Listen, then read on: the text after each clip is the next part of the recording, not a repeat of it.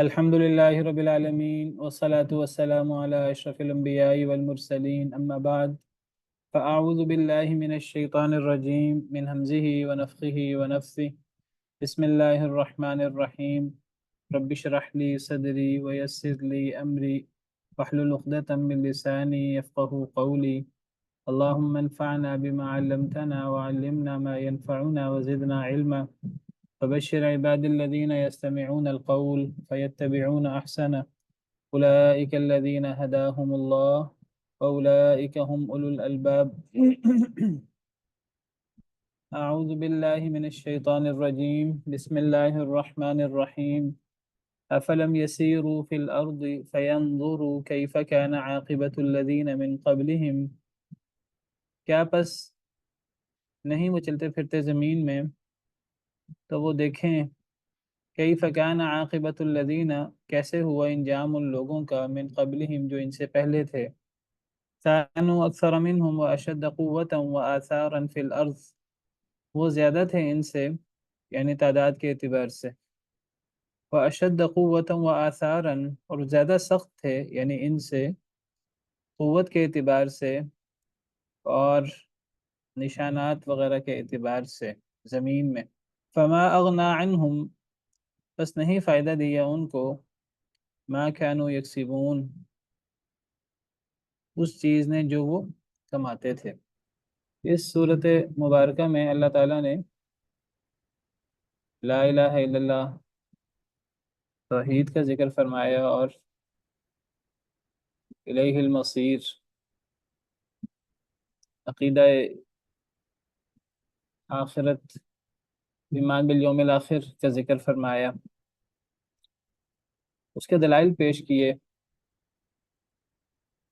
Logic کے ساتھ عقلی نقلی، اور جو لوگ ان عقائد کے بارے میں شکوک و شبہات کا شکار ہیں الٹے سیدھے دلائل پیش کرتے ہیں، بلکہ اللہ تعالیٰ کے الفاظ میں جو اللہ تعالیٰ نے صورت میں جگہ جگہ استعمال کیے کہ وہ اللہ کی آیتوں میں جھگڑا کرتے ہیں، تو اللہ نے ان کا ذکر فرمایا کہ کیسے وہ جھگڑا کرتے ہیں۔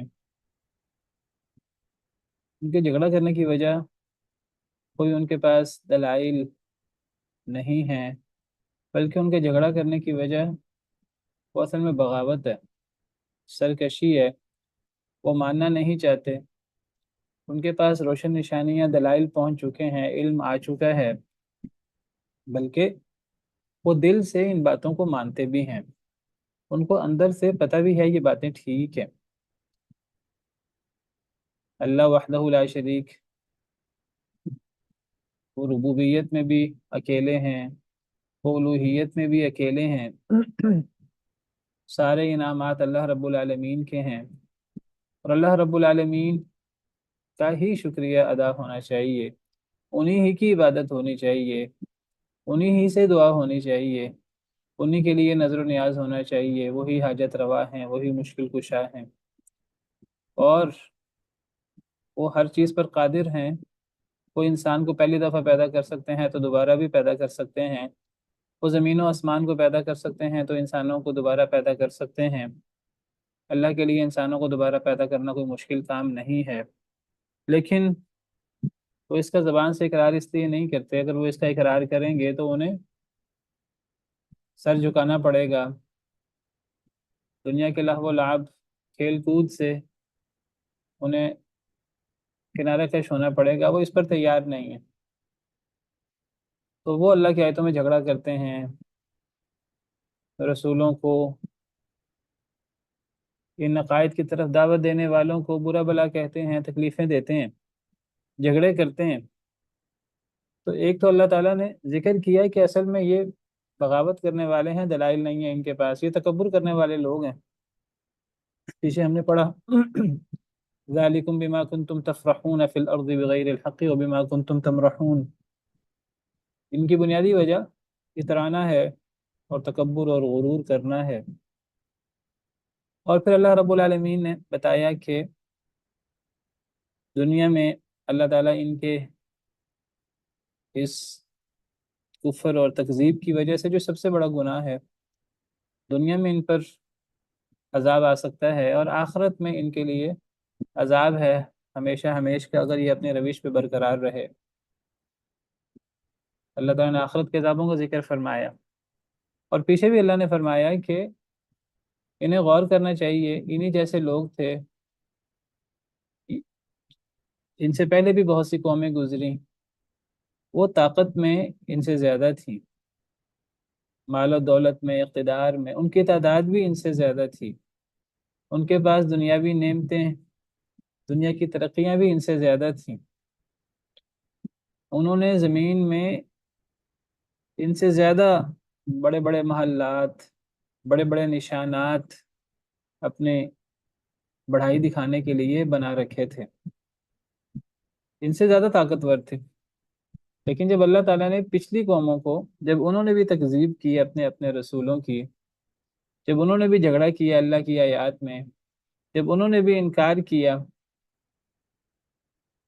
اللہ کی وحی کا، اللہ کی آیات کا، اللہ کے رسولوں کا، تو اللہ تعالیٰ فرماتے ہیں کہ ذرا زمین میں چلو پھرو اور دیکھو کہ پچھلی قوموں کا کیا انجام ہوا۔ افلم یسیروا فی الارض، کیا پس نہیں وہ سیر کرتے، چلتے پھرتے زمین میں؟ یہ جو انکار کرنے والے لوگ ہیں، یہ جو اللہ کی آیتوں میں جھگڑا کرنے والے لوگ ہیں، یہ قریش مکہ، یہ زمین میں چلیں پھریں، زمین میں چل پھر کر دیکھیں، فینظروا، تو وہ دیکھیں، کیف کان عاقبۃ الذین من قبلہم، کیسے ہوا انجام ان لوگوں کا جو ان سے پہلے تھے۔ یہ قریش تجارت کرنے کے لیے شام اور یمن وغیرہ کے علاقوں میں جاتے ہیں، گرمیوں اور سردیوں میں الگ الگ جگہ جاتے ہیں، تو اس سفر میں، اس تجارت کے سفر میں انہیں مختلف کھنڈرات، مختلف قوموں کی تباہ حال بستیاں انہیں نظر آتی ہیں، تو یہ زمین میں چلیں پھریں اور دیکھیں کہ ان سے پہلے لوگوں کا کیا انجام ہوا۔ وہ ان سے زیادہ قوت میں زیادہ تھے، ان سے کانوا اکثر منہم، وہ ان سے زیادہ تھے قوت میں، تعداد میں ان سے زیادہ تھے، واشد قوتا واثارا فی الارض، اور وہ زیادہ سخت تھے ان سے، قریش مکہ سے، قوت میں، وآثارا فی الارض، اور زمین میں آثار اور نشانات کے اعتبار سے، انہوں نے بھی بڑی بڑی عمارتیں، ان سے زیادہ عمارتیں، ان سے زیادہ قلعے حفاظتی انہوں نے بنا رکھے تھے۔ پرانی قومیں، قوم عاد لے لیں، قوم سمود لے لیں، قوم عاد وہ یمن کے علاقوں میں، احقاف کے علاقے میں بستی تھی، قوم سمود وہ بھی تبوک کی طرف جائیں مدینہ سے تو رستے میں ایک علاقہ ہے آج العلا کے نام سے، وہاں مدائن صالح کے نام سے قوم سمود کی بستیاں ہیں، جن کو اصحاب الحجر کہا جاتا ہے۔ پھر اسی طرح قوم لوط، قوم شعیب، دیگر قوموں کی، بڑی بڑی طاقتور قوموں کی، قوم لوط اردن کے پاس، یہ ان بستیوں کے پاس سے وہ گزرتے تھے، تو اللہ فرماتے ہیں کہ انہیں پرانی قوموں کے حالات پہ غور کرنا چاہیے، ان کے کھنڈرات دیکھ کر انہیں سبق حاصل کرنا چاہیے۔ وہ ان سے زیادہ تعداد میں بھی ان سے زیادہ تھے، طاقت میں بھی ان سے زیادہ تھے، دنیاوی وسائل ان کے پاس ان سے بھی زیادہ تھے، تو ان کو آج اپنے دنیاوی وسائل پر، دنیا کی نعمتوں پر انہیں تکیہ کر کے اللہ سے جنگ مول نہیں لینی چاہیے، اللہ سے ٹکر نہیں لینی چاہیے، اللہ کا مقابلہ نہیں کرنا چاہیے، انہیں سرنڈر کر لینا چاہیے۔ اگر نہیں کریں گے تو پچھلی قومیں ان سے زیادہ طاقتور تھیں، ان سے زیادہ تعداد میں تھیں، تو وہ کون سا بچ گئے، وہ کون سا ہمیشہ ہمیش کے لیے ان کو موت نہیں آئی۔ اللہ کی طرف سے جب عذاب آیا، جب پکڑ آئی، تو وہ اپنے آپ کو بچا سکے؟ اللہ کی پکڑ سے نہیں بچا سکے۔ جب وہ نہیں بچا سکے تو یہ کیسے بچا سکیں گے؟ فما اغنا عنہم ما كانوا یکسبون، فما اغنا، ما کا معنی نفی میں بھی ہو سکتا ہے، بس نہیں فائدہ دیا ان کو، ما كانوا یکسبون، جو وہ کماتے تھے، یعنی پرانی قومیں، ان کے پاس دنیا کے وسائل بہت زیادہ تھے، مال و دولت اور دنیا کی ترقی، سائنسی ترقی وہ زیادہ تھی، تو ان کی کمائی اور ان کی اس دنیاوی اسباب نے انہیں کوئی فائدہ نہیں دیا۔ ماں نافیہ بھی ہو سکتا ہے، اور ماں استفہامیہ بھی ہو سکتا ہے. اگر ما استفہامیہ کے مطابق معنی کریں تو استفہام انکاری بنے گا. بس کیا فائدہ دیا ان کو جو وہ کماتے تھے؟ اس نے انہیں کیا فائدہ دیا؟ کیا انہیں بچا لیا؟ اللہ کے عذاب سے نہیں بچایا. جب اللہ کا عذاب آ جاتا ہے، جب اللہ کی طرف سے پکڑ آ جاتی ہے، تو پھر دنیا کی کوئی طاقت، پوری دنیا مل جائے تو وہ اللہ کو عاجز نہیں کر سکتے، اللہ کو ہرا نہیں سکتے، اللہ کے عذاب کا مقابلہ نہیں کر سکتے، والعیاذ باللہ. تو اس میں عبرت ہے. پچھلی قوموں کے حالات میں غور کرنا چاہیے اور عبرت حاصل کرنی چاہیے. اللہ تعالیٰ نے اسی لیے پچھلی قوموں کے واقعات بیان فرمائے ہیں. فرعون کے واقعات بیان فرمائے، نمرود کے واقعات بیان فرمائے، حضرت نوح علیہ السلام کی قوم کے حالات واقعات بیان فرمائے. قوم عاد بہت طاقتور قوم تھی، بہت ترقی یافتہ قوم تھی. قوم سمود اسی طرح. تو قوم لوط، قوم شعیب، دنیاوی مال و دولت کے اعتبار سے وہ بہت آگے تھے. فرعون کو لے لیجئے، تو جب وہ اللہ کے غضب سے نہیں بچ سکے، اللہ کی پکڑ سے نہیں بچ سکے، تو یہ کیسے بچ سکیں گے؟ انہیں عبرت حاصل کرنی چاہیے پچھلی قوموں کے حالات سے. فلما جاءتهم رسلهم بالبينات، بس جب آئے ان کے پاس ان کے رسول، یعنی پچھلی قوموں کی بات ہو رہی ہے، پچھلی قوموں کے پاس بھی رسول آئے تھے. اللہ نے ایسے ہی ان کو ہلاک نہیں کر دیا تھا. ان کے پاس بھی رسول آئے تھے اور روشن نشانیاں لائے تھے، دلائل لائے تھے. جس طرح قریش کے پاس نبی کریم صلی اللہ علیہ وسلم تشریف لائے ہیں، اللہ کی وحی قرآن لے کر، سنت لے کر، نشانیاں لے کر، معجزات لے کر آئے ہیں. اسی طرح پچھلی قوموں کے پاس بھی ان کے رسول روشن نشانیاں لائے تھے. بس جب لائے ان کے پاس ان کے رسول روشن نشانیاں، یا آئے ان کے پاس ان کے رسول روشن نشانیاں لے کر، فرحوا بما عندهم من العلم، تو وہ خوش ہو گئے ساتھ اس کے جو ان کے پاس علم تھا. وحاق بهم ما كانوا به يستهزئون، اور گھیر لیا انہیں اس نے جو وہ جس کا وہ مذاق اڑاتے تھے. یعنی جب پچھلی قوموں کے پاس ان کے رسول روشن نشانیاں لائے، اللہ کی طرف سے وحی، اللہ کی آیات، دلائل، تو وہ بھی ایمان نہ لائے ان کی طرح، قریش کی طرح. کیا کیا انہوں نے؟ رسولوں کی دعوت کے بالمقابل جب رسولوں نے روشن نشانیاں پیش کی، اللہ کی آیات پیش کی، معجزات پیش کیے، روشن نشانیاں لائے رسول، بجائے اس کے کہ وہ ان پہ غور کرتے، ان کے سامنے سرنڈر کرتے، ایمان لاتے، وہ خوش ہو گئے ساتھ اس کے جو ان کے پاس علم تھا. کیا مراد ہے یہاں کہ وہ خوش ہو گئے ساتھ اس کے جو ان کے پاس علم تھا؟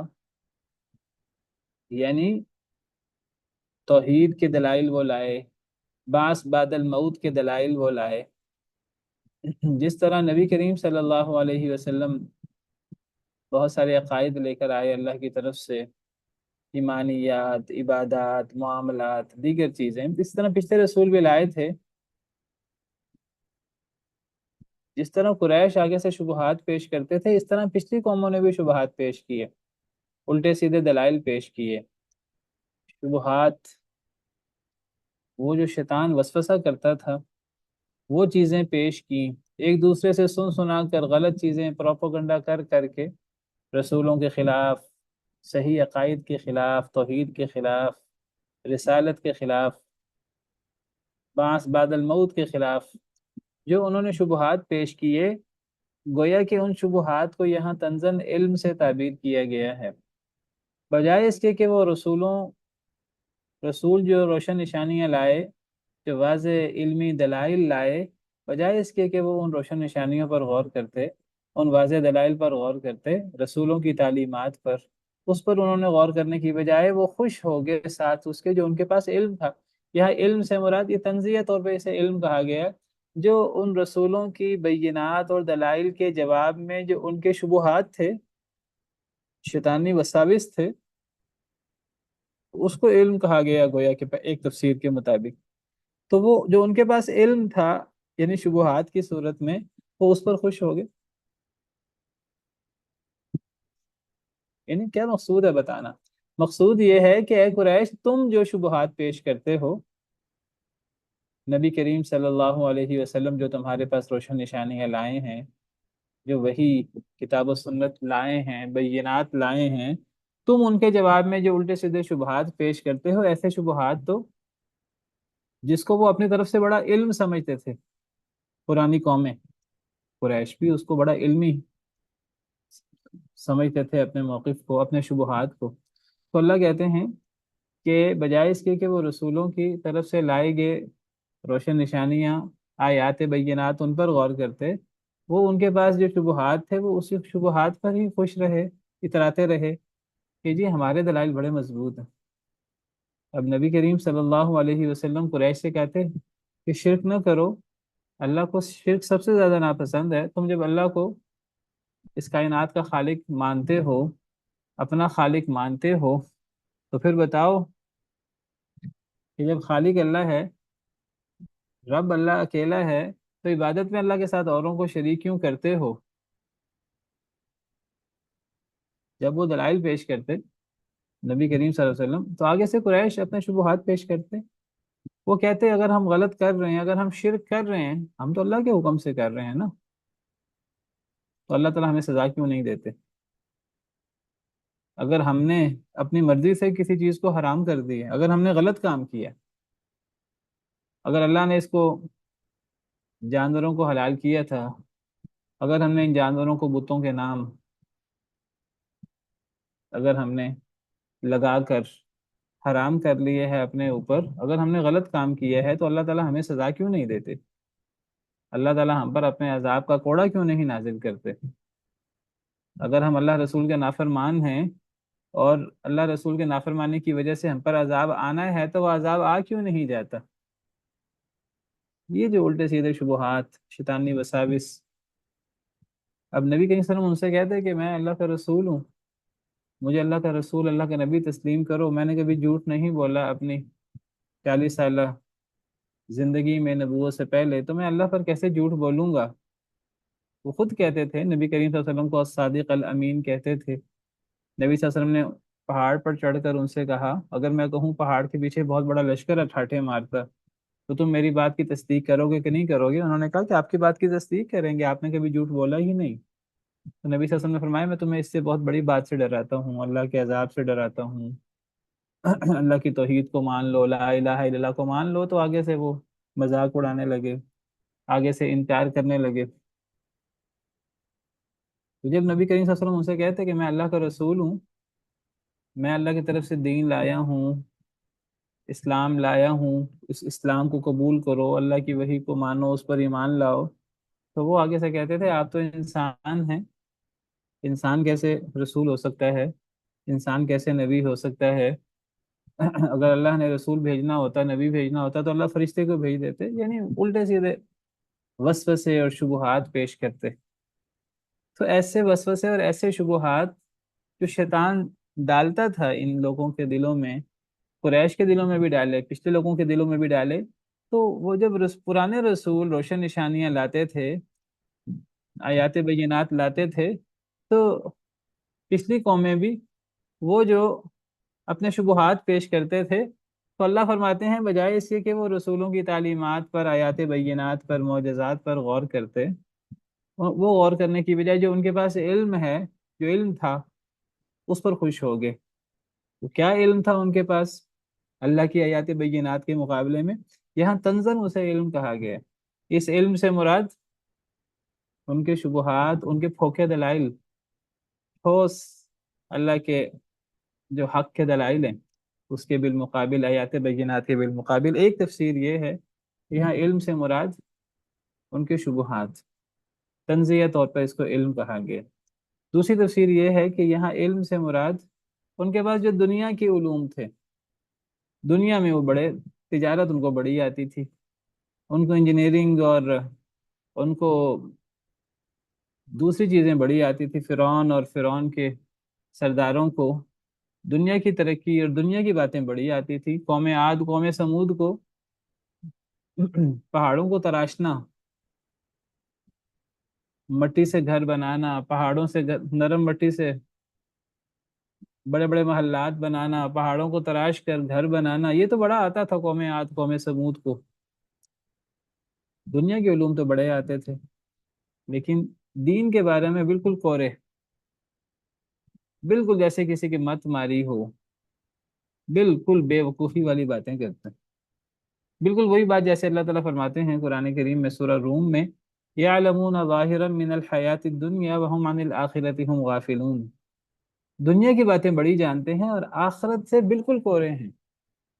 آج آپ آج دیکھ لیجئے، کفار، یہود و نصارہ، بڑے بڑے سائنسدان ہیں ان کے، بڑے بڑے ماہر ہیں ان کے، دنیا میں بڑی بڑی ڈگریاں لی ہوئی ہیں، بڑی بڑی پی ایچ ڈیاں کر رکھی ہیں، بڑے بڑے نوبل انعام لے رکھے ہیں، بڑی بڑی تحقیقات کر رکھی ہیں، دنیا کے علوم کے بارے میں کوئی ان کا مقابلہ نہیں کر سکتا، لیکن دین کے بارے میں سادہ سی بات بالکل ان کو سمجھ ہی نہیں آتی۔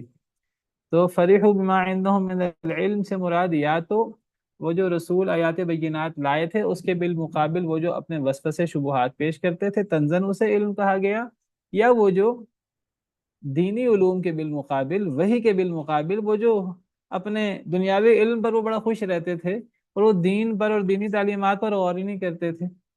آج کفار تو کفار، آج مسلمان کہلانے والے، ان کے سامنے دین پیش کیا جائے، قرآن پیش کی جائے، حدیث پیش کی جائے، وحی پیش کی جائے، اللہ رسول کی تعلیمات پیش کی جائیں، تو وہ جواب میں دنیا کی باتیں شروع کر دیتے ہیں۔ کفار تو چھوڑے، مسلمان آج دنیا کی باتیں شروع کر دیتے ہیں۔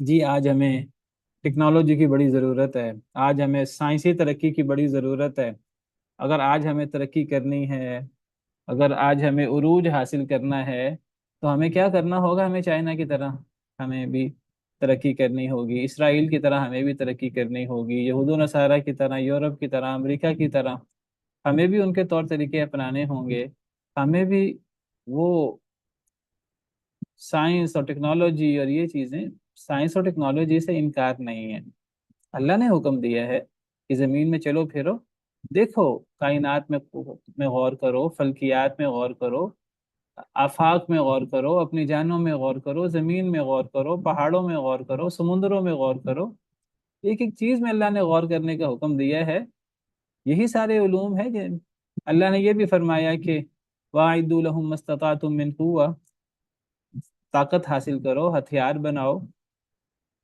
پوری تیاری کرو، لیکن یہ چیزیں ثانوی ہیں ساری، سب سے پہلی چیز ہے اللہ کے ساتھ تعلق، اللہ پر ایمان، ایمان باللہ، ایمان بالرسول، ایمان بالیوم الآخر، نبی کریم صلی اللہ علیہ وسلم پر ایمان لانا، اپنے زندگی کے مقصد کو پہچاننا، عبادات، معاملات اللہ رسول کے حکم کے مطابق، اور اس کے ساتھ یہ دنیاوی علوم بھی ساتھ ہو جائیں تو جو دین کے خادم بن جائیں تو وہ دین ہی دین ہے۔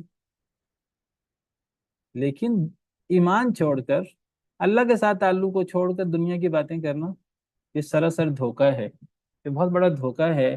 یہ وحی کے بالمقابل جب ان علوم کو پیش کیا جائے تو یہ ان کو یہاں گویا کہ تنزن علم کہا گیا۔ جی مستوبہ، آپ نے ہینڈ ریز کیا ہوا۔ جی سر، السلام علیکم۔ وعلیکم السلام ورحمۃ اللہ وبرکاتہ۔ سر یہ جو شبہ پیش کرتے ہیں رسول کے بارے میں کہ یعنی اگر آپ نبی ہیں تو یعنی آپ بشر کیوں ہیں، یعنی آپ کو فرشتہ ہونا چاہیے تھا، تو سر جو پہلے انبیاء ہیں وہ بھی تو تمام جو تھے وہ یعنی بشر ہی تھے، تو پھر اس شبے کا کیا مطلب ہے؟ یعنی وہ ان کو بھی پھر نبی نہیں مانتے تھے کیونکہ وہ بھی تو بشر تھے، تو پھر یہ کیسی مطلب یعنی یہی حماقت تو والی سوال بات ہے، ہے یہی تو کہ سوال ہے، یعنی یہ جو ان کا شبہ ہے کہ اے محمد صلی اللہ علیہ وسلم ہم آپ کو نہیں مانتے کیونکہ آپ کہتے ہیں میں رسول ہوں، آپ تو بشر ہیں۔ تو سوال یہ ہے کہ جو پہلے نبی آئے تھے تو وہ بشر نہیں تھے؟ حضرت موسیٰ بشر نہیں تھے؟ یعنی یہود نبی صلی اللہ علیہ وسلم پر یہ اعتراض کرتے، عیسائی نبی صلی اللہ علیہ وسلم پر یہ اعتراض کرتے، مشرکین مکہ نبی صلی اللہ علیہ وسلم پر یہ اعتراض کرتے، یہود تو حضرت موسیٰ کو ماننے والے کہ حضرت موسیٰ بشر نہیں تھے، عیسائی حضرت عیسیٰ کو ماننے کا دعویٰ کرنے والے کیا ہے، حضرت عیسیٰ بشر نہیں تھے، مشرکین مکہ جو نبی صلی اللہ علیہ وسلم پر یہ اعتراض کرتے تھے آپ بشر ہیں، تو مشرکین مکہ حضرت ابراہیم کو ماننے کا دعویٰ کرنے والے کہ حضرت ابراہیم علیہ السلام بشر نہیں تھے، سب بشر تھے، لیکن ہر نبی پر یہ اعتراض ہوا ہے، ہر نبی پر یہ اعتراض ہوا ہے۔ حضرت ابراہیم پر اعتراض ہوا، حضرت موسیٰ پر اعتراض ہوا، حضرت عیسیٰ پر اعتراض ہوا، حضرت ہود پر اعتراض ہوا، حضرت صالح پر اعتراض ہوا، حضرت نوح پر اعتراض ہوا۔ اللہ کہتے ہیں قرآن کریم میں ہر نبی پر یہ اعتراض ہوا کہ یہ تو بشر ہے، یہ نبی نہیں ہو سکتا۔ یعنی اصل میں یہی تو، یعنی ہم اس آیت کریمہ میں پڑھ رہے ہیں اللہ کی آیتوں میں جدال کیا ہے، یہی تو ہے جدال۔ یعنی آپ سمجھتے ہیں کہ یعنی ان کے پاس کوئی دلیل ہوتی ہے؟ دلیل تو ہوتی نہیں، اگر دلیل ہو تو اس کو تو جدال کہتے ہی نہیں ہے نا۔ جدال اسے کہتے ہیں کہ دلیل ہے کوئی نہیں، کوئی عقل منطق نہیں ہے بات میں، بس رد کرنا ہے، بس ماننا نہیں ہے۔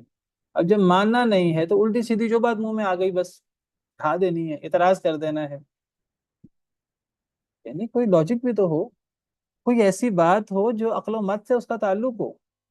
سیدنا ابراہیم علیہ السلام نے اپنی قوم کو توحید کی دعوت دی، کیسے ان کو سمجھایا کہ یہ بت نہ تم سے بات کر سکتے ہیں، نہ تمہاری بات کا جواب دے سکتے ہیں، نہ تمہیں دیکھ سکتے ہیں، تمہاری حاجتیں پوری نہیں کر سکتے، یہ بتوں کو میں نے توڑ دیا ہے، یہ نہیں بتا سکتے انہیں توڑا کس نے ہے، یہ اپنے آپ کو مجھ سے بچا نہیں سکتے، یہ تمہارا نفع نقصان کیسے کریں گے؟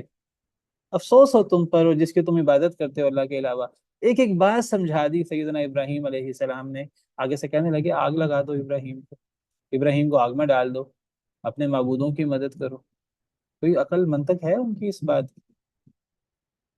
حضرت موسیٰ علیہ السلام نے فرعون کے سامنے حق واضح کر دیا، اپنی رسالت پیش کی، اللہ کی ربوبیت پیش کی، کہا کہ اللہ کو رب مان لو، مجھے رسول مان لو۔ وہ کہنے لگے نہیں مانتے۔ حضرت موسیٰ نے کہا معجزہ دکھاتا ہوں، کوئی نشانی لے آؤں تو مان لو گے؟ کہنے لگے ہاں نشانی پیش کر دیں۔ حضرت موسیٰ علیہ السلام نے نشانی پیش کر دی، عصا ڈالا تو وہ سانپ بن گیا، اپنا ہاتھ ڈالا اپنے بغل میں تو ہاتھ چمکتا ہوا بن گیا۔ کہنے لگے نہیں نہیں یہ تو جادو ہے۔ انہوں نے کہا جادوگر لائیں گے، جادوگر لے آئے، پورے اپنے ملک سے اکٹھے کر کے ماہر ترین وہ جادوگر، حضرت موسیٰ کو جادوگر ثابت کرنے کے لیے پورے جادوگروں کی ٹیم لے آئے۔ وہ سارے جادوگر جو ہیں وہ حضرت موسیٰ علیہ السلام پر ایمان لے آئے۔ انہوں نے ببانگ دہل کہا جادوگروں نے، جن کو وہ مقابل کے طور پہ لائے تھے یہ بتانے کے لیے کہ حضرت موسیٰ جو کر رہے ہیں یہ جادو شعبدہ بازی ہے یا یہ حقیقت ہے، اللہ کی طرف سے ہے۔ انہوں نے اعلان کیا کہ حضرت موسیٰ علیہ السلام کا یہ عمل یہ جادو نہیں، یہ حقیقت ہے، یہ اللہ کی طرف سے ہے، اور سب ایمان لے آئے۔ پھر نہ مانا۔ یاد رکھیے ہمیشہ نبی آیات بینات لاتا ہے، انکار کرنے والے ان کے پاس دلائل نہیں ہوتے، بس وہ گھوسلا کرتے ہیں، دھکا کرتے ہیں، وہ ڈھاتے ہیں اپنی بات۔ حضرت ابراہیم علیہ السلام نے اپنے باپ کو نصیحت کی، باپ آگے سے کہتا ہے میں پتھر مار مار کے مار دوں گا، گھر سے نکال دوں گا، یہ کوئی بات ہے کرنے والی؟ تو یہ اصل میں ہمیشہ ہوتا رہا، آج بھی یہی ہوتا ہے۔ آج بھی دین کی بات کی جائے کسی جگہ، آگے سے دنیا دار لوگ، کفار تو کفار، مسلمان لوگ ہی مولویوں کے خلاف ہو جاتے ہیں۔ ٹھیک ہے علماء میں، مولوی لوگوں میں کچھ لوگ غلط باتیں کرتے ہیں، صحیح باتیں نہیں کرتے، دلیل کے ساتھ بات نہیں کرتے، لیکن جو لوگ صحیح بات کرتے ہیں وہ کیا کرتے ہیں؟ جنہوں نے نہیں ماننا ہوتا، کفار تو کفار، مسلمان آپ کسی کو دعوت پیش کریں وہ آگے سے اسلامی احکامات کو مولویوں کی باتیں کہہ کر اس کو مذاق اڑانا شروع کر دے گا۔ یہ مولویوں کی باتیں ہیں جی، ہم نہیں مانتے، یہ مولوی جو ہیں یہ عورتوں کی ترقی کے خلاف ہیں، یہ عورتوں کو گھر میں بند کرنا چاہتے ہیں، یہ کرنا چاہتے ہیں، یہ کرنا چاہتے ہیں۔ یہ کون باتیں کرتے ہیں؟ مسلمان کہلانے والے۔ تو ہمیشہ کتاب و سنت کے دلائل کے سامنے، نبیوں کی آیات بینات کے سامنے اسی قسم کے ڈگوسلے پیش ہوتے ہیں۔ یہی اللہ فرما رہے ہیں کہ پرانے زمانے میں بھی جب رسول روشن نشانیاں لاتے تھے تو بالمقابل لوگ کیا کرتے تھے؟ اپنے جو ان کے پاس علم تھا، یہاں علم کے معنی میں نہیں ہے، یہ بہت بڑا ایک یعنی مذاق ہے ان کے ساتھ، یعنی یہ اللہ تعالیٰ گویا کہ تنزن ان کی بات کو علم کہہ رہے ہیں، ان کے شبہات کو۔ دو تفسیریں ہیں، ایک تفسیر یہ ہے کہ وہ جو ان کے شبہات تھے رسولوں کی آیات بینات کے مقابلے میں، رسولوں کی آیات بینات کے مقابلے میں ان کے شبہات کی کیا حیثیت تھی؟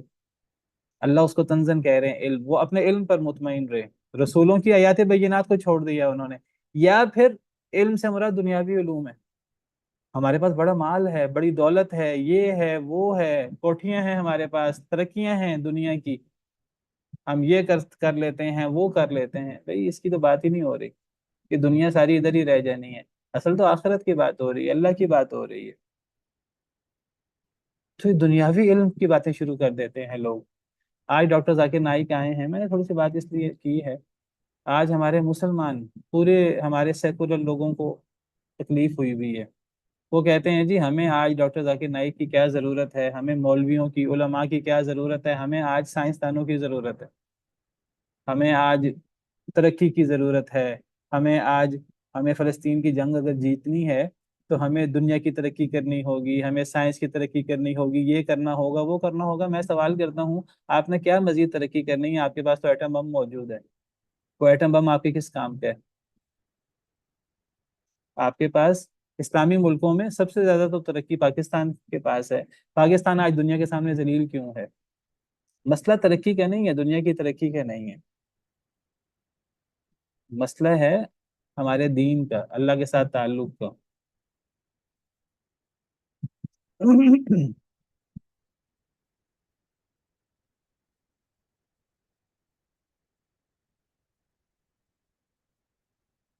اللہ تعالیٰ فرماتے ہیں وَتُوبُوا إِلَى اللَّهِ جَمِيعًا أَيُّهَا الْمُؤْمِنُونَ لَعَلَّكُمْ تُفْلِحُونَ، اے لوگوں سب اللہ کی طرف رجوع کرو، توبہ کرو تاکہ تم کامیاب ہو جاؤ۔ آج اگر ہمیں دنیا میں ترقی چاہیے، دنیا میں غلبہ چاہیے، آخرت میں بھی اور دنیا میں بھی، تو اس غلبہ حاصل کرنے کا کیا طریقہ کار ہے؟ یہ اپنے کیمرے آف کر لیجئے، اس اس ترقی کا کیا طریقہ کار ہے؟ اس ترقی کا طریقہ کار سیدنا عمر رضی اللہ تعالی عنہ کی زبانی، وہ فرماتے ہیں اِنَّا كُنَّا أَذَلَّ قَوْمٍ فَأَعَزَّنَا اللَّهُ بِالْإِسْلَامِ، ہم ایک ذلیل قوم تھے دنیا میں، ہم بہت پیچھے تھے، دنیا ہمیں کوئی حیثیت نہیں دیتی تھی، اللہ نے ہمیں اسلام کے ذریعے عزت دی، عرب لوگوں کی بات ہو رہی ہے۔ فَمَهْمَا نَطْلُبُ الْعِزَّةَ بِغَيْرِ مَا أَعَزَّنَا اللَّهُ أَذَلَّنَا اللَّهُ، اگر ہم نے عزت حاصل تلاش کرنے کی کوشش کی، اگر ہم نے عزت تلاش کرنے کی کوشش کی اس کے علاوہ جس کے ذریعے اللہ نے ہمیں عزت دی تھی اسلام اور قرآن کے ساتھ، اگر ہم نے اس کے علاوہ عزت حاصل کرنے کی کوشش کی، اذلنا اللہ، اللہ ہمیں ذلیل کر کے رکھ دیں گے، رسوا کر کے رکھ دیں گے۔ آج ہمارے ساتھ یہ ہو رہا ہے، اور ہمیشہ کفار کا یہ طور طریقہ رہا ہے۔ اللہ تعالیٰ کسی ایک قوم کی بات نہیں کر رہے، اللہ تعالیٰ عمومی قریش مکہ کو مخاطب کرتے ہوئے پچھلی قوموں کا عمومی تذکرہ کر رہے ہیں۔ عام طور پر قوموں کے کفر اور قوموں کی نافرمانی کی بنیاد کیا بنی؟ یہی رویہ آج کفار تو کفار، مسلمانوں کا بھی اگر یہ رویہ ہو۔ آج سب سے بڑا مسئلہ یہ ہے، ہمیں یہ نہیں پتا ہمارا اصل مسئلہ کیا ہے۔ آج کوئی بندہ کہے جی ہم مسلمان دنیا میں ذلیل ہیں، آج مسلمان دنیا میں کیسے غالب ہو سکتے ہیں؟ کوئی منطق بولے گا، کوئی منطق بولے گا، کوئی اپنے آپ کو ارسطو سمجھ رہا ہے، کوئی اپنے آپ کو سقراط سمجھ رہا ہے، کوئی اپنے آپ کو بقراط سمجھ رہا ہے، جی یہ ہونا چاہیے، یہ ہونا چاہیے، یہ سارے دنیا کے وہ حل پیش کر دیں گے، دنیاوی حل۔ حالانکہ حل تو وہ ہے جو قرآن پیش کرتا ہے، حل تو وہ ہے جو نبی کریم صلی اللہ علیہ وسلم نے پیش کیا۔ قولوا لا الہ الا اللہ تفلحوا، آپ نے فرمایا تھا اے لوگو لا الہ الا اللہ کہہ دو کامیاب ہو جاؤ گے۔ آپ نے فرمایا تھا قولوا لا الہ الا اللہ تملک العرب والعجم، لا الہ الا اللہ کہہ دو، آخرت تو آخرت، دنیا کے تم مالک بن جاؤ گے، عرب و عجم کے مالک بن جاؤ گے۔ اللہ تعالیٰ دنیا میں بھی ترقی دیں گے، دنیا میں بھی عروج دیں گے، آخرت میں بھی عروج دیں گے۔ اور ہمارا دین نہ سائنس کے خلاف ہے، نہ ہمارا دین دنیا کی ترقی کے خلاف ہے، بس دین یہ کہتا ہے اس کو مینج کر لو، اللہ رسول کے ساتھ جڑ جاؤ، اور اس کے ساتھ یہ دنیا کی چیزیں بھی اس کے ساتھ مل جائیں، دین کے ساتھ اللہ رسول کے حکم کے مطابق ہو جائیں، تو دنیا میں بھی غلبہ اور آخرت میں بھی غلبہ ہوگا۔ لیکن اسی میں شیطان وسوسے ڈالتا ہے، اور یہ ہمیشہ سے یہی کشمکش چلی آ رہی ہے، ہمیشہ سے لوگوں کا رویہ یہی ہوتا ہے، وحی کے مقابلے میں، رسولوں کی تعلیمات کے مقابلے میں، قرآن اللہ کی کتاب کی تعلیمات کے مقابلے میں، لوگ اپنی اپنی بولیاں بولتے ہیں، اپنے اپنے راگ الاپتے ہیں، اپنے اپنے پاس جو علم ہوتا ہے، جو شبہات ہوتے ہیں، یا جو دنیاوی علم ہوتا ہے، وہ پیش کرتے رہتے ہیں۔ تو یہی پچھلی قوموں نے بھی کیا، بس جب آئے ان کے پاس رسول روشن نشانیاں لے کر، وہ خوش ہو گئے ساتھ اس کے جو ان کے پاس علم تھا۔ وَحَاقَ بِهِم مَا كَانُوا بِهِ يَسْتَهْزِئُونَ، اور گھیر لیا انہیں اس چیز نے جس کا وہ مذاق اڑاتے تھے۔ کس کا مذاق اڑاتے تھے؟ کہ بھئی ہم نہیں مانتے، ہم تمہیں رسول نہیں مانتے، ہم تمہارے پر اترنے والی وحی کو نہیں مانتے، ہمارے پاس بڑے دنیاوی علوم ہے، بڑا مال ہے، بڑی دولت ہے، تو ہمارے پاس تمہاری اس بات کا بھی جواب ہے، اس بات کا بھی جواب ہے، اس بات کا بھی جواب ہے۔ اور جب رسول کہتے ہیں آگے سے کہ بھئی بغاوت نہ کرو، سرکشی نہ کرو، تکبر نہ کرو، اگر کرو گے تو عذاب آئے گا، آگے سے اس عذاب کا مذاق اڑایا کرتے تھے۔ وہ کہتے تھے عذاب لانا ہے تو لے آؤ، تو اللہ فرماتے ہیں کہ اسی عذاب نے انہیں پھر، جس کا وہ مذاق اڑاتے تھے، جس عذاب کا کہ جی عذاب لے آؤ جو لانا ہے، اسی عذاب نے پھر انہیں گھیر لیا۔ یعنی اللہ کی طرف سے مہلت ہوتی ہے۔ اللہ نے کسی قوم کو 50 سال کی مہلت دی، 100 سال کی مہلت دی، قوم نوح کو اللہ نے سینکڑوں سال کی مہلت دی۔ تو وہ سمجھتے ہیں کہ وہ بار بار کہتے تھے عذاب لے آؤ، عذاب آتا نہیں تھا، ابھی مہلت تھی، لیکن پھر جب عذاب آ جاتا ہے پھر مہلت نہیں ملتی۔ جب تک عذاب نہیں آتا اس وقت تک لوگ مذاق اڑاتے رہتے ہیں، اڑاتے رہتے ہیں، اڑاتے رہتے ہیں۔ جب عذاب کا وقت آ جاتا ہے پھر نہ وہ ایک لمحہ لیٹ ہوتا ہے، نہ ایک لمحہ جلدی ہوتا ہے، پھر وہی جو مذاق اڑاتے تھے، وہی جس کا مذاق اڑاتے تھے، وہی عذاب انہیں گھیر لیتا ہے۔ ہمیشہ سے یہی ہوتا رہا، یہی قریش کے ساتھ بھی ہوا، یہی اس کے بعد بھی ہوتا رہا، کفار کے ساتھ بھی ہوتا رہا، اور مسلمانوں میں اللہ کے نافرمانی کرنے والوں کے ساتھ بھی ایسے ہی ہوتا رہتا ہے۔ اللہ معاف کرے۔ فلما رأوا بأسنا، بس جب انہوں نے دیکھا بأسنا، ہمارے عذاب کو، اللہ پچھلی قوموں کے حالات بیان کر رہے ہیں۔ فلما رأوا بأسنا، بس جب انہوں نے دیکھا ہمارے عذاب کو، پچھلی قوموں کے پاس جب رسول آئے، رسولوں نے روشن نشانیاں پیش کی، پچھلی قومیں رسولوں کی باتوں پر ایمان لانے کی بجائے اپنے شبہات یا اپنے دنیاوی علم پر ہی وہ اتراتے رہے، آخر کار مہلت ختم ہو گئی۔ جس عذاب کا مذاق اڑاتے تھے اس عذاب نے انہیں گھیر لیا۔ جب وہ عذاب آ جاتا ہے، پھر جب مہلت ختم ہو جاتی ہے، فلما رأوا بأسنا، جب عذاب آ گیا، پچھلی قوموں کی اللہ بات کر رہے ہیں۔ ہمیں کیوں سنا رہے ہیں اللہ تعالیٰ؟ ہمیں اس لیے سنا رہے ہیں کہ یہی معاملہ ہمارے ساتھ بھی ہو سکتا ہے۔ فلما رأوا بأسنا، بس جب انہوں نے دیکھا ہمارے عذاب کو، جب پچھلی قوموں کے پاس عذاب آ گیا جس کا مذاق اڑاتے تھے، تو وہ عذاب آ گیا، اپنے اپنے شبہات پر، اپنے دنیاوی علم پر وہ مطمئن رہے، اللہ کی تعلیمات کو، نبی کی آیات بینات کو انہوں نے قبول نہیں کیا، آخر کار مہلت ختم ہو گئی، آخر کار عذاب کا وقت آ گیا۔ جب انہوں نے ہمارے عذاب کو دیکھا، قالوا آمنا باللہ وحدہ، تو کہنے لگے ہم ایمان لاتے ہیں اللہ کے ساتھ جو اکیلا ہے۔ کون کہتے ہیں؟ کفار، وہ کفار جن کو رسول پوری زندگی توحید کی دعوت دیتے رہے کہ اللہ وحدہ لا شریک پر ایمان لاؤ، وہ ہمیشہ آگے سے انکار کرتے رہے، آگے سے شبہات پیش کرتے رہے، مذاق اڑاتے رہے۔ جب عذاب، پھر رسولوں نے کہا عذاب آئے گا، وہ اس عذاب کا مذاق اڑاتے رہے، حتیٰ کہ پھر عذاب آ گیا۔ جب عذاب آ گیا، اب عذاب کو سامنے جب دیکھا لوگوں نے دیکھا عذاب آ گیا ہے، پتھروں کی بارش ہو رہی ہے، یا فرعون سمندر میں غرق ہو رہا ہے، قوم نوح جو ہے وہ پانی میں غرق ہو رہی ہے، جب انہوں نے عذاب کو دیکھا تو کہنے لگے ہم اللہ وحدہ لا شریک پر ایمان لاتے ہیں، خود ہی توحید کا اقرار کر لیا۔ اللہ فرماتے ہیں فلما رأوا بأسنا، بس جب انہوں نے دیکھ لیا ہمارے عذاب کو، پرانی قوموں کا اللہ تذکرہ کر رہے ہیں۔ کیوں تذکرہ کر رہے ہیں؟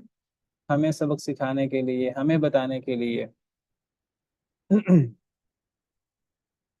پرانی قوموں کے پاس بھی رسول آئے تھے روشن نشانیاں لے کر، پرانی قومیں اپنے شبہات پر مطمئن رہیں، اپنے دنیاوی علوم پر مطمئن رہیں، رسولوں کی آیات بینات کا انکار کرتی رہیں، وہ عذاب کا کہتے رہے کہ عذاب آئے گا، عذاب سے ڈراتے رہے، وہ قومیں اس عذاب کا مذاق اڑاتی رہیں، حتیٰ کہ مہلت ختم ہو گئی، عذاب کا وقت آ گیا۔ جب عذاب آ گیا ہمارا پرانی قوموں کے پاس، جب انہوں نے ہمارے عذاب کو دیکھا تو اس وقت وہ سب سیدھے ہو گئے، وہ کہنے لگے ہم ایمان لائے اللہ کے ساتھ جو اکیلا ہے، اللہ کی توحید کا بھی اقرار کیا عذاب کو دیکھ کر، وَكَفَرْنَا اور ہم انکار کرتے ہیں بِمَا كُنَّا بِهِ مُشْرِكِينَ ساتھ اس کے جو ہم شرک کرتے تھے، اپنے شرک کا انکار کر دیا۔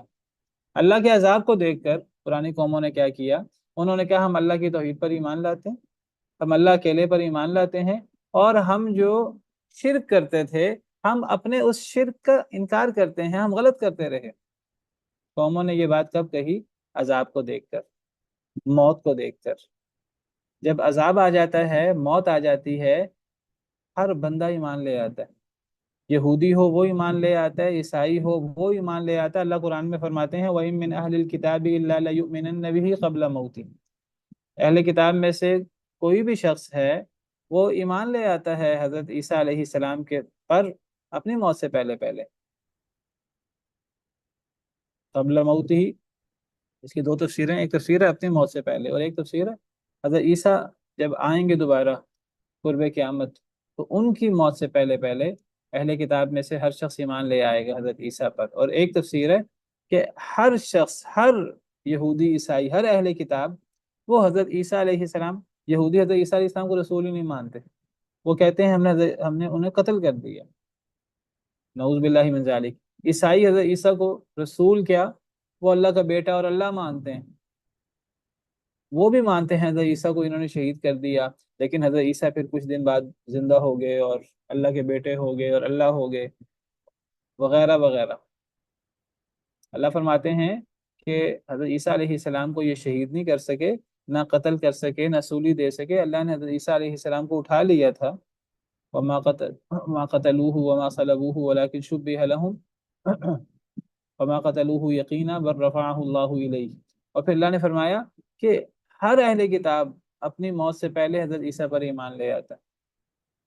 اسی طرح ہر قوم، جب اس قوم پر اللہ کا عذاب آ جاتا ہے، ان کی موت کا وقت آ جاتا ہے، ہر قوم اپنی موت کے وقت اللہ کی توحید کی اقراری ہو جاتی ہے، اپنے شرک، جس شرک میں وہ پوری زندگی مبتلا رہی، اس شرک کا مرتے وقت انکار کر دیتی ہے ہر قوم۔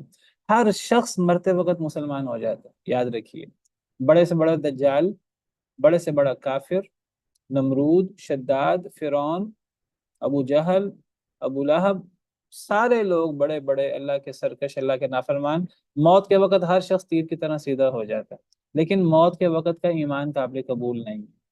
مرتے وقت تو فرعون نے بھی کلمہ پڑھ لیا تھا، سمندر میں غرق ہوتے وقت، قرآن میں موجود ہے فلما ادرکہ الغرق، جب فرعون غرق ہونے لگا، قال آمنت انہ لا الہ الا الذی آمنت بہ بنو اسرائیل، کہنے لگا میں ایمان لاتا ہوں کہ اللہ کے علاوہ، اس اللہ کے علاوہ کوئی معبود نہیں جس پر بنی اسرائیل ایمان لائے تھے، میں اس پر ایمان لاتا ہوں، وَأَنَا مِنَ الْمُسْلِمِينَ میں مسلمان ہوں۔ فرعون نے مرتے وقت کہا، اللہ نے جواب دیا الآن، کیا اب، فقد عصیت قبل وکنت من المفسدین، تو اس سے پہلے نافرمانی کرتا رہا، فساد کرتا رہا۔ اسی طرح اللہ تعالیٰ پرانی قوموں کا ذکر کر رہے ہیں کہ پرانی قومیں جب رسول آئے روشن نشانیاں لے کر، تو رسولوں کی دعوت پر تو کوئی دھیان نہیں دیا، اپنے شبہات، اپنے دنیاوی علوم پر مطمئن رہے، اتراتے رہے، رسولوں کی ڈراوے کا مذاق اڑاتے رہے، عذاب کے ڈراوے کا جو حق تھا۔ پھر جب مہلت ختم ہوئی اور وہ عذاب آنے لگا، جب عذاب آیا، عذاب کو دیکھ کر ہر شخص مسلمان ہو گیا، اپنے تئیں ایمان کا کلمہ پڑھ لیا، جی ہم اللہ وحدہ لا شریک پر ایمان لاتے ہیں، ہم اپنے شرک کا انکار کرتے ہیں، ہر شخص مرتے وقت مسلمان ہو جاتا ہے، ہمیں نظر آئے یا نہ آئے۔ جب فرشتوں کو دیکھ لیتا ہے ہر شخص، مسلمان تو مسلمان، کافر شخص بھی مرتے وقت مسلمان ہو جاتا ہے، لیکن مرتے وقت کا ایمان قابل قبول نہیں ہے۔ اللہ فرماتے ہیں فَلَمْ يَكُ يَنْفَعُهُمْ إِيمَانُهُمْ لَمَّا رَأَوْا بَأْسَنَا، بس نہیں فائدہ دیتا ان کو ان کا ایمان، لَمَّا رَأَوْا بَأْسَنَا، جب وہ دیکھتے ہیں ہمارے عذاب کو، ہمارے عذاب کو دیکھ کر، موت کو دیکھ کر کسی شخص کو اس کا ایمان فائدہ نہیں دیتا، مرتے وقت ہر شخص مسلمان ہو جاتا ہے، ہر شخص دہائی دیتا ہے، ہر شخص وہ عاجز ہو جاتا ہے، جھک جاتا ہے، مان لیتا ہے، لیکن اس ماننے کا کوئی فائدہ نہیں۔ فائدہ ہے موت کے غرغرہ سے پہلے پہلے کوئی توبہ کر لے، کوئی اپنی اصلاح کر لے، کوئی صدقہ کر لے۔ مرتے وقت ہر شخص اللہ سے تقاضا کرتا ہے، التجا کرتا ہے، اے اللہ تھوڑی سی مہلت دے دے، میں صدقہ کر لوں۔ وَأَنفِقُوا مِمَّا رَزَقْنَاكُم مِّن قَبْلِ أَن يَأْتِيَ أَحَدَكُمُ الْمَوْتُ فَيَقُولَ رَبِّ لَوْلَا أَخَّرْتَنِي إِلَىٰ أَجَلٍ قَرِيبٍ فَأَصَّدَّقَ وَأَكُن مِّنَ الصَّالِحِينَ۔ اے اللہ تھوڑی سی مہلت دے دے، میں صدقہ کر لوں، میں نیک ہو جاؤں۔ کئی لوگ مرتے وقت تمنا کرتے ہیں اللہ تعالیٰ سے، اے اللہ تھوڑی سی مہلت دے دے، نجیب دعوتک ونتبع الرسل، اے اللہ آپ کی جو آپ کی طرف سے جو دعوت آئی تھی اس دعوت کو مان لیں، رسولوں کی پیروی کر لیں۔ اے اللہ تھوڑی سی مہلت دے دے، نماز پڑھ لیں 2 رکعتیں، اے اللہ تھوڑی سی مہلت دے دے، ہم فلاں ایمان کا اظہار کر لیں، فلاں ایمان کا اقرار کر لیں، فلاں اپنی غلطی کا اعتراف کر لیں، سود چھوڑ دیں، یہ کر دیں، وہ کر دیں، نماز پڑھ لیں۔ کوئی مہلت نہیں ملتی، ایک لمحہ آگے نہیں ہوتا، ایک لمحہ پیچھے نہیں ہوتا۔ قل لکم میعاد یوم لا تستأخرون عنہ ساعتا ولا تستقدمون، ایک وعدہ مقررہ ہے، ایک لمحہ اس سے آگے نہیں ہوتا، ایک گھڑی اس سے پیچھے نہیں ہوتا۔ جب تک وہ وقت نہیں آیا مذاق اڑاتے رہتے ہیں لوگ، عذاب نہیں آ رہا، عذاب نہیں آ رہا، عذاب نہیں آ رہا۔ اللہ کہتے ہیں جب عذاب آئے گا، یوم یغشاہم العذاب من فوقہم ومن تحت ارجلہم، عذاب جب آئے گا قیامت کے دن، ان کے اوپر سے بھی ان کے نیچے سے بھی، تب اللہ کہیں گے وَيَقُولُوا ذُوقُوا مَا كُنتُمْ تَعْمَلُونَ، اللہ کہیں گے اپنے اعمال کا مزہ چکھو۔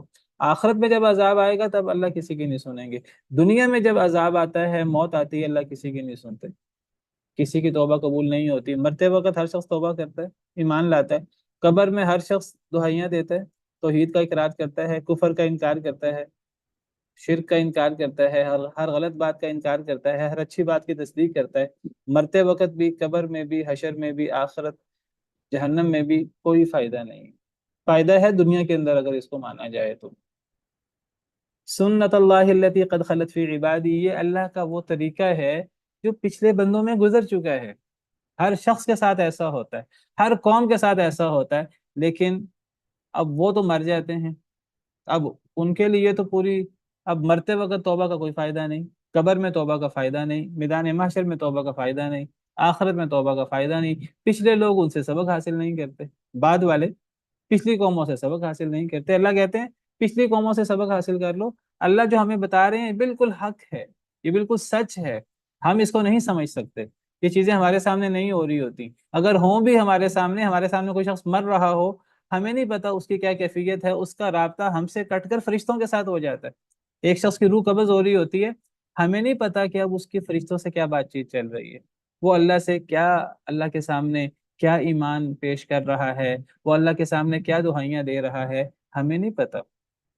اس کا دنیا سے تعلق کٹ جاتا ہے اور اس کا فرشتوں کے ساتھ اور اللہ کے ساتھ اس کا رابطہ ہو جاتا ہے۔